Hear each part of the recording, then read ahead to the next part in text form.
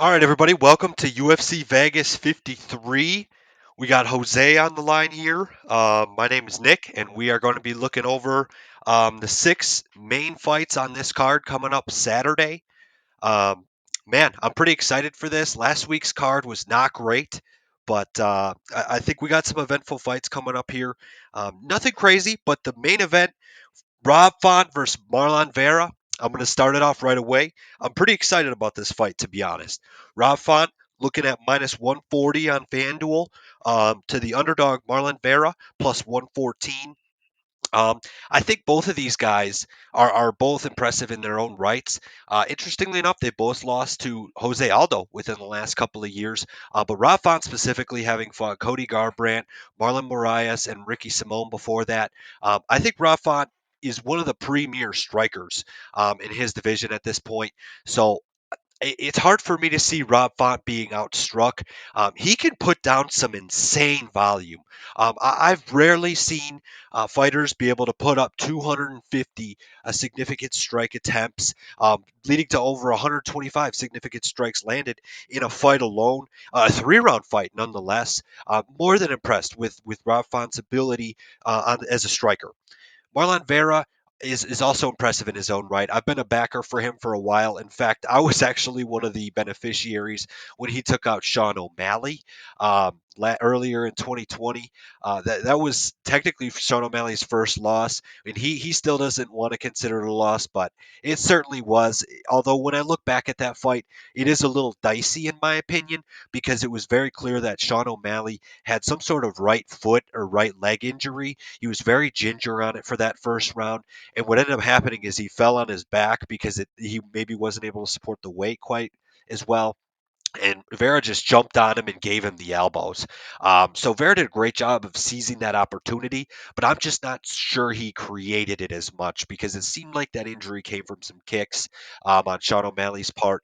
And I'm not trying to take down that win, but I just don't necessarily think it was impressive as it might have looked just on paper with the round one knockout there. Um, he had fought Jose Aldo, tough loss there, but also, like I said, Rob Font lost to Jose Aldo. After that, though, he got wins against Davy Grant and Frankie Edgar. Obviously, Frankie Edgar being a big name in UFC, but at this point, we all know he's getting a little bit older. So I'm just not quite as impressed, excuse me, in Marlon Vera's late wins here. I just don't see anything to make me really think he's going to be able to outstrike Rob Font, and this is all likelihood not going to the ground. So I'm taking Rob Font on this one. What do you think, Jose? That's a pretty solid pick you have there, Nick. With this one, it is a tough one. This one I took some time to think about, and this is one of those fights that I'm gonna lead towards the underdog. I'm gonna go with Marlon Vera. He's coming off two great wins, an awesome KO by Frankie Edgar. Granted, that isn't saying much to Frankie Edgar of today, but Rafa, is coming off a 5-round unanimous decision loss to Jose Aldo, and granted, Marlon Vera, that's his last loss as well. But I truly think that I'm a more of a recent bias guy in this, and just seeing the wins that Rob Font has, to be honest, the most impressive win for me that he has on his record is actually the Sergio Pettis fight that he won by a unanimous decision in 2018. Ricky Simone, Marlon Moraes, and Cody Garbrandt have kind of fallen off the map since then. And Sergio Pettis obviously is done his thing over at Bellator now. And Marlon Vera, I think he can keep up the pace. He's also technical. He's scrappy.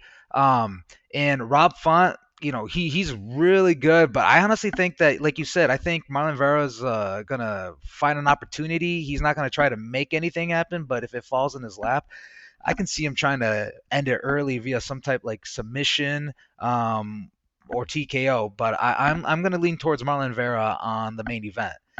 And then that brings us now to the heavyweights over for the co-main event. We got Andre Arlovski versus Jake Collier. And for this one, I'm going to start simple. I think Andre Arlovski.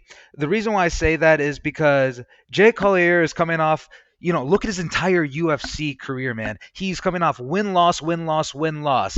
Theoretically, MMA gods are saying that this guy is due for a loss, and that's going to come at the hands of Andre Arlovski. And Arlovski's been kind of like on a hot streak against like as of lately. He's coming off a 3 fight win streak, and he's not so focused on trying to finish guys anymore. He's a lot more tactical and lays back, and he knows what he needs to do to get a win. He literally just racks up points for days, gets the punches, gets the takedowns when they're needed. He tries to avoid getting in these crazy collisions. Look what happened when he did that with Tom Aspinall.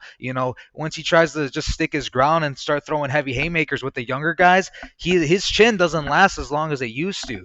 He can be lights out at any given moment this night, and he knows that. And this late in his career, he's so experienced and tenured that he knows what to do to get the job done because he's that just much of a vet in the game. So I can see Andre winning this fight via decision.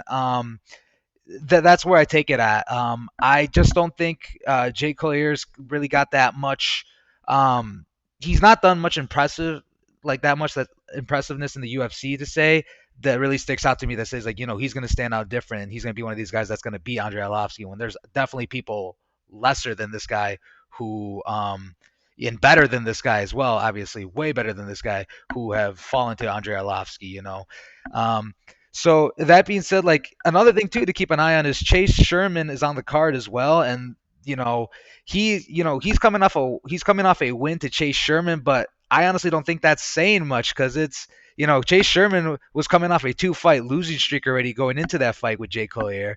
Jake was coming off a win, off a loss as well, and the first loss that Chase Sherman also got during that 2 fight losing streak before he ran to Jake Collier was against Andre Arlovski. So if Andre was able to, like, this is one of the points I was talking about earlier. Andre was able to beat Chase, and then I honestly, and then uh, Jake Collier beating Chase as well. I just don't know if that says much. I just truly am leaning heavy towards Andre Arlovski in this one to get that 3 round decision win. Nick, what are your thoughts? Yeah, I think you got made a lot of good points there.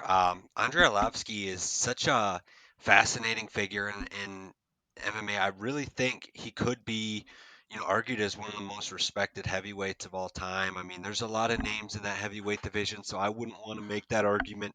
But he's been around, man, and to think that he was a heavyweight champion back in 2004 and he's still doing his thing today, that's pretty impressive.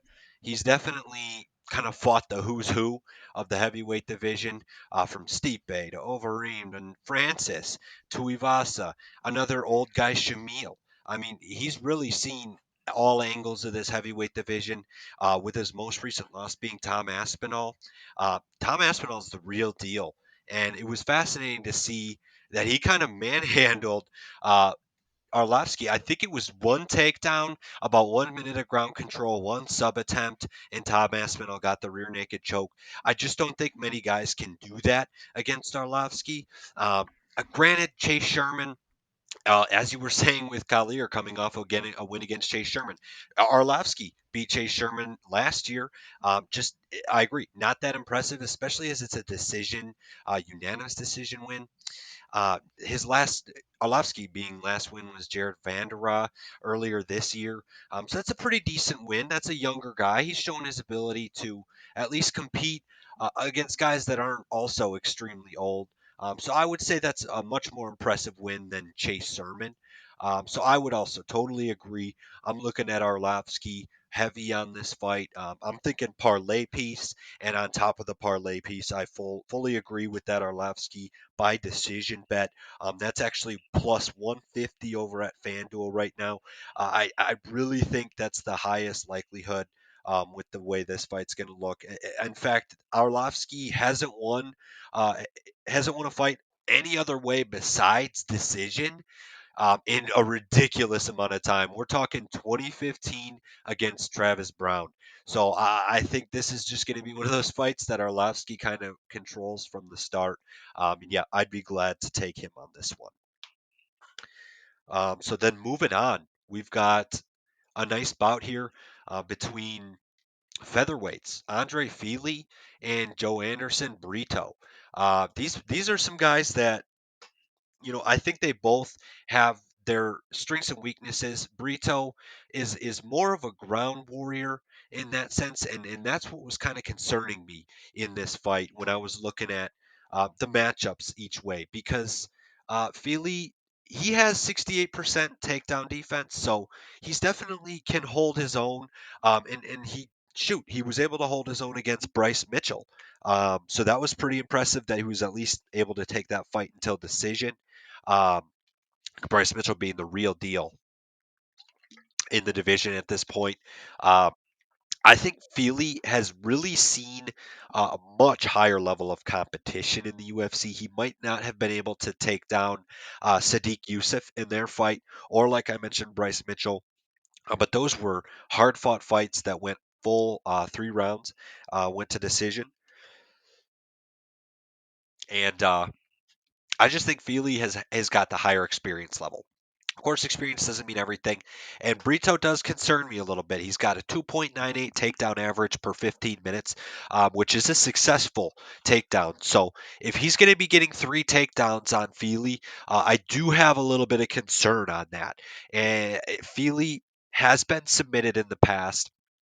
And I'm not too concerned about it from a guy like Brito just because he's a little inexperienced still. But against a guy with a little bit more experience, I might have a little bit more of a reservation on this one. But in the end, I think Feely has by far superior stand up game here. And I think that's really what's going to make the big difference. I don't think either guy is submitting either. Even if Brito gets Feely on the ground. Burrito has 0 submission attempts in both of his UFC fights. So I just think if he's going to go for the ground game, he's going to try and control Burrito or Feely. But I just don't think it's going to be that easy. Feely will find his way back up to his feet and keep that fight going on the ground. So I'm going to go with the favorite here. Feely is at minus 265 on FanDuel. Burrito, the underdog, at plus 210. That I would say that is a little bit too much for me. I don't really want to take minus 265 on him. I'm not that confident. So I lean File, but in the betting perspective of this fight, I think I'm going to stay away. What are your thoughts, Jose? Um, I this is one of those fights too where I kind of struggled when I was looking at. I going into this fight would admit I did not know much about Joe Anderson Brito. But Andre Fili, like he is a dog. He can scrap, and he is. I honestly, this was one I just would have stayed away from because Brito is, in my opinion, he's not bad at all, but he definitely has not done enough and shown enough in terms of the level of his competition in the UFC. I mean, he's got wins in any type of way you can think of. He's got the submissions, he's got the KOs, the TKOs, and the decision wins. He even has draws in there. But that's to say the same thing with Andre Fili. This is one of those fights where it's almost a perfectly evenly matched one, and the only thing I see is that Andre Fili has had the tougher competition throughout his MMA career, and that's really why I think people are maybe leaning him heavily as a favorite as well.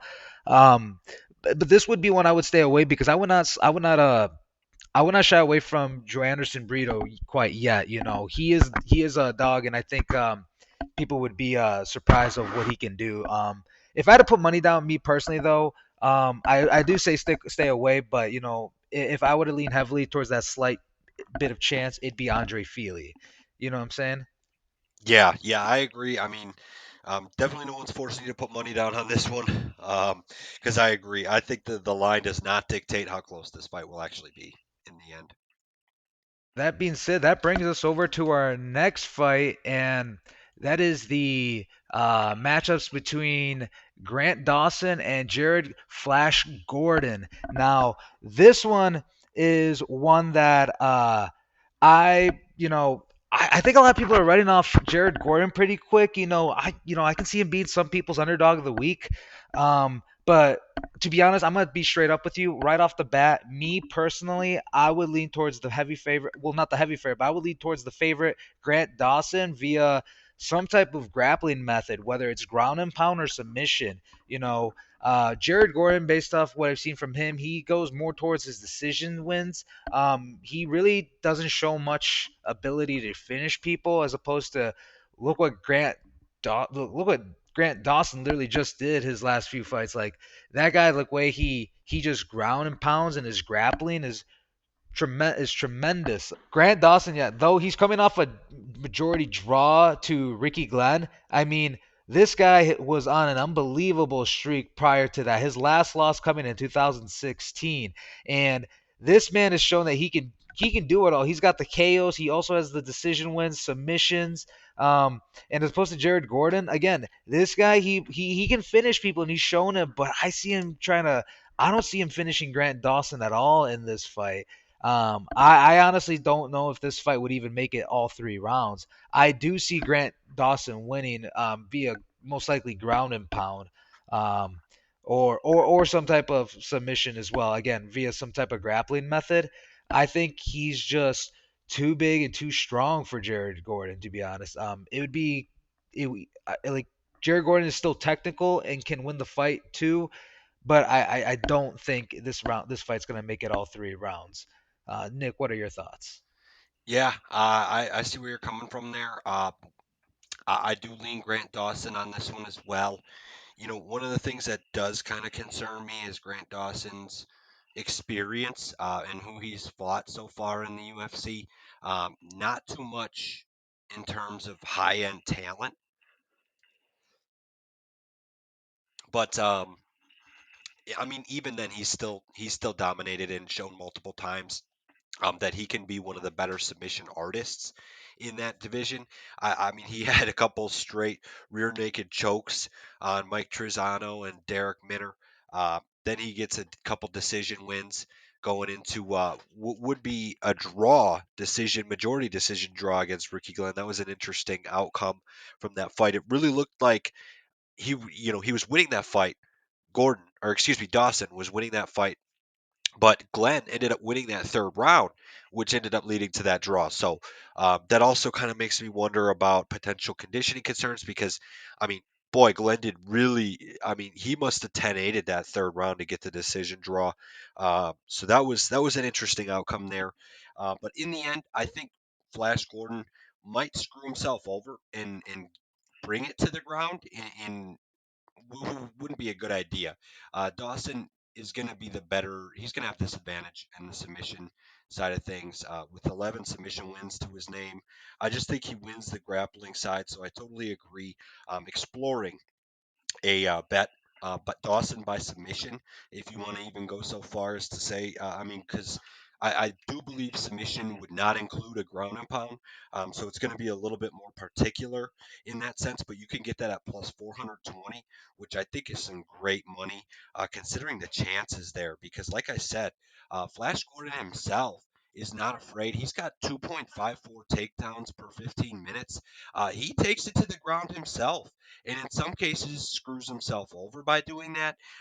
So, that being said, I could see either one of these guys thinking that they have the advantage on the ground, and this being almost a wrestling match. I'd take Dawson all the way, um, and including a likely parlay piece as well on that one. Um, so yeah, in the end, Dawson by submission is the final pick there. Which leads us to the second last fight on this main card.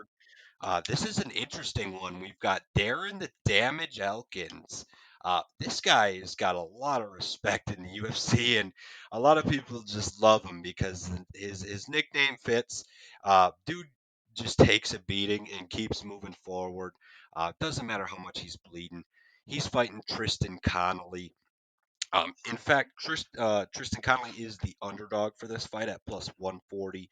Um, Darren Elkins being the favorite at minus 172 FanDuel odds. This is an interesting one. Connolly is jumping down. He's going from 170 to 145. I think that might suit him well. I think he'll be able to handle himself at this division. He's got just about the same size as Elkins. They're both 5'10", and in fact, Connolly has a 68-inch reach, 3 inches shorter than Elkins. So the reach advantage is a little bit interesting there. But in my opinion, I'm just not that worried about Elkins' stand-up game. Um, he recently lost in December to Cub Swanson, and that just is disappointing. Cub Swanson's definitely a legend in his own right, but he's kind of getting up and out of here at this point. So to take a loss to him in round one with punches and a wheel kick, I mean that's harsh to see.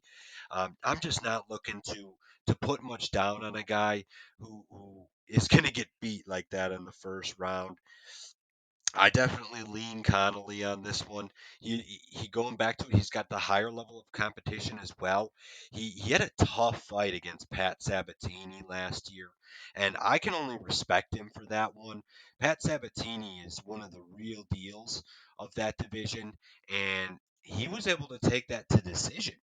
I mean, that was a real deal. I mean, Pat Sabatini had almost 10 minutes of ground control. Um, did a couple sub attempts, wasn't able to make it happen. And Tristan Connolly arguably won that third round, but since Sabatini just had so much ground control for those first two rounds, it really just wasn't enough um, for Connolly to get the win. But either way, just having seen that performance against one of the other top level grapplers, um, I'm pretty impressed. And overall, I just don't see enough from Elkins to make me think that he's going to do anything but try and make this a decision win. And in that case, I would like to lean Connolly on this fight. Um, I would say Connolly by decision if I had to say for sure. But in the end, I'm most likely not going to be putting anything down on this fight. I just don't have enough confidence in Connolly. But if who knows? He might be able to come in here and make it look easy. What do you think, Jose? This is a tough one too. Darren Elkins is a huge fan favorite. Everyone knows the heart he has and the he never quits. But as you're saying, yeah, Tristan Connolly though, he has been proven to hang up there with the heavier grapplers. And Darren Elkins, he's got great grappling as well. So I don't know if that's going to be anything to scare off Tristan Connolly. The one thing I would say is that Darren Elkins has been working on his striking quite a bit, and though he's one of those wrestlers who just he still has a finishing power that he just has not really displayed in a long time. I mean, he hasn't knocked out someone since 2017, but he has that power. He has fallen back and he's taken some tough losses for sure, but he's fought against Alexander Volkanovski, Ricardo Lamas, and Ryan Hall, Cub Swanson. Big names, like, don't write him off yet. He had his losses are to big names, and there's some fights too that he was losing badly that he was moments away from being finished and has come around and if completely 180 it and has won has found a way to win the fight. So I could see him having a tough start against Tristan Connolly, but it's only 3 rounds, so I can see when that time pressure comes up, I can see Darren Elkins really surprising the world. And I mean, he is, like, again, he is the favorite. FanDuel has him right now at a -178, and Tristan Connolly at a +144. For this one, if I had, it is a tough one, but if I had to put my money down, yeah, I would go Darren Elkins via TKO. And then that brings me over. Interesting. Yeah, yeah, Darren Elkins via TKO. You heard it Okay. here. And then that brings me up to the next fight. One that really excites me. It's a middleweight bout at 185. We got Jared Meerschaw versus Christoph Jocko. And right now, the FanDuel Sportsbooks have him at +144 and Christoph Jocko at -178. This one really surprises me, Nick. This one really threw me off. I just don't know where all this disrespect came towards Gerald Meerschaert. This man has the most submission wins in the UFC middleweight history. This guy has 76% of his wins. 76% of them are via submission alone. All right, like he has 26 out of his 34 wins via submission. Like, this guy has hung with the top of, like, some of the best. He's seen them all come through the rankings throughout his years. Granted, he's never really been that top 5 guy himself. He has been with top level guys. He has lost, his last loss. He is coming towards Khamzat Chimaev back in 2020, and that's crazy because that was Khamzat at 185. But we really didn't get to see much of Gerald Meerschaert in that match. I would have been more interested to see like what if he didn't get knocked out so quick by Khamzat? What would have that grappling exchange between him and Khamzat would have looked like? I would have been really interested to see that. So, granted, he did lose to him in pretty quick fashion. I just don't know. Like, I think it's almost a little tough to pass judgment on him based off that performance because you got to see what he did immediately afterwards. He went on a 3-fight win streak, all via submission. He had a guillotine choke, rear naked, and 2 rear naked chokes back to back. And I'm just saying, like, he really turned his 2021 around from the 2020 he was having. And Kristoff, he has won 4 out of his last fights, and he's always pretty much lost to that tougher competition. I mean, his last fight that he lost was back in May of 2021 to Sean Strickland, and that was via unanimous decision. But Sean Strickland is a cardio machine. This guy can go for days.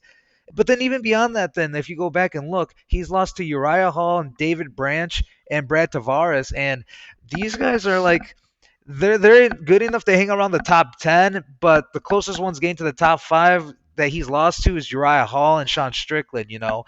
And and I just think Gerald Meerschaert, he's not that far away from like being one of these guys. Like Gerald Meerschaert is one of the better competition that he's going to be facing that he has faced in a minute. Well, since Sean Strickland.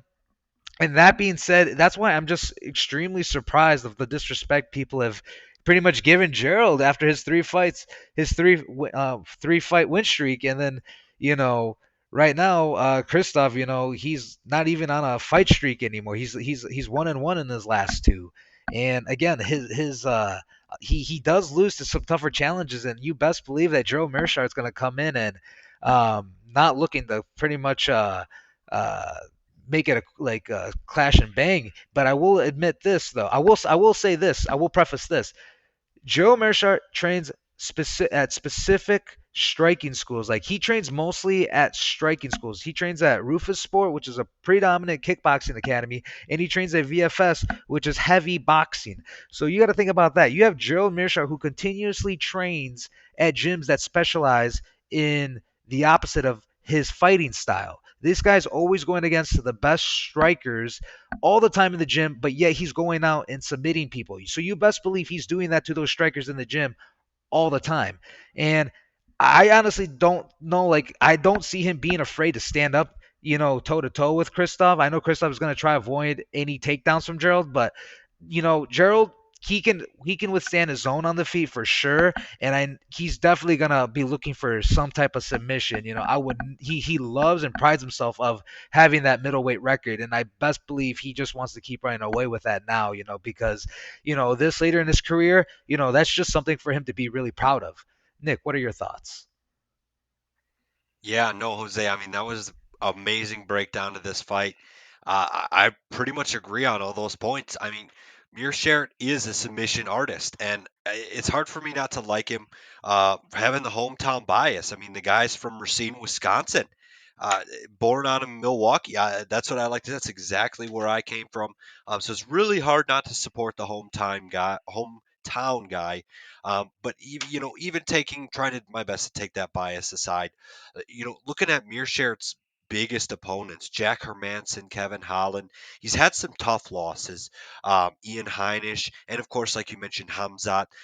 Definitely some tough losses, but those are some good fighters to lose to. Thiago Santos as well back in 2017. I mean, those are all some real deal fighters that he loses to. But when it comes to fighting a guy that he should win, he always gets the job done.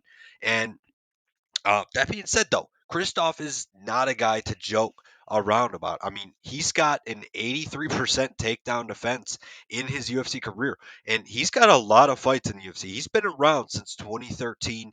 He is uh, no what about no new guy to these UFC veterans that know what they're doing, especially in the takedown game. He's also fought guys like Uriah Hall, and like you also mentioned, Sean Strickland. Those are just some big names and also tough losses in those fights. But he showed he could stick through. And get to those decisions. So that's one thing that concerns me in this fight is that 83% takedown defense and the ability that he's shown to be able to prevent takedowns in the past. But in the end, I love your point that you made about Meerschaert's striking ability. That was going to be the main thing I went to after having that prefacing with the grappling side of things, because Meerschaert really, to me, has shown that he has improved that striking game. And he may not have been doing that just so that he can get those knockouts, but he's very aware that getting a good striking game can complement being able to get takedowns. And I would not be surprised if he's able to get a couple good strikes on Kristoff and lower his guard for that takedown defense and then swoop in there for the takedown. I wouldn't even be surprised if Meerschaert had to do one or two takedown attempts only to make this fight happen and to get his submission. Um, but I don't necessarily think it's going to be a first round submission. I think they might feel each other out a little bit. Um, in the end, though, when I look at the numbers, Gerald Meerschaert is putting down more strikes. He's getting a better striking accuracy.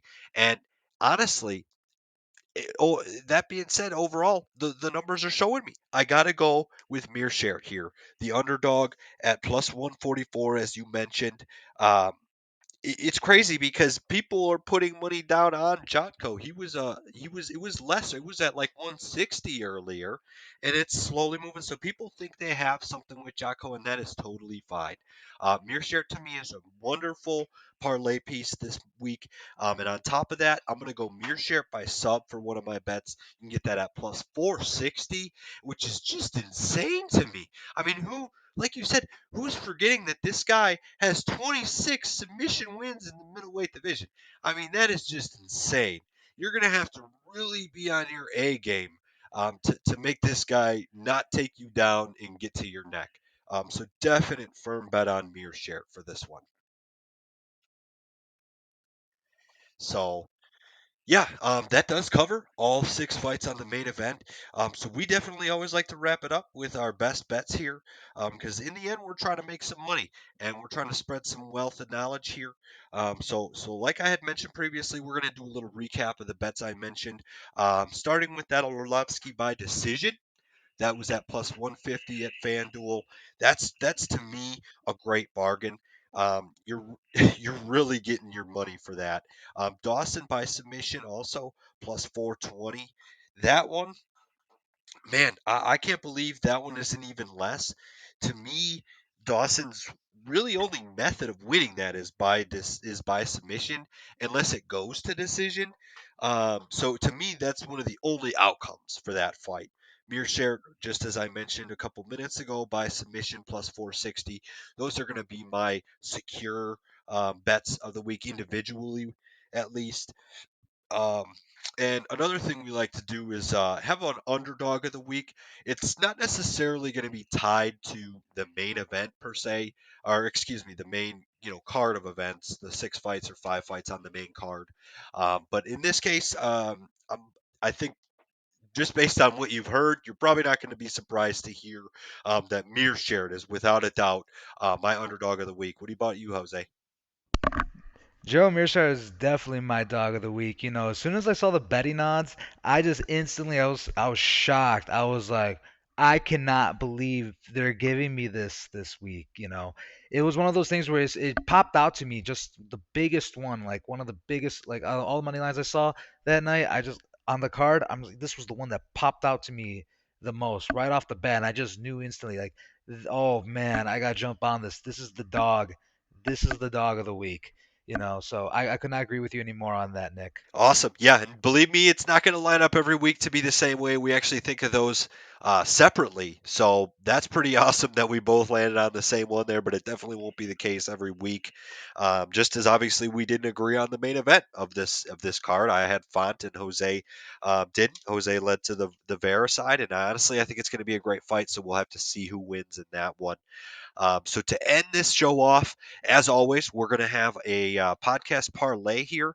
Um, Actually, we're going to have three of them. We're going to go with a couple different tiers of riskiness here, just because I like to spice it up a little bit in the betting world. If you want to win some big money, you're going to have to put some parlays down, and it's just a good way to not bet as much money, just to have those bigger outcomes.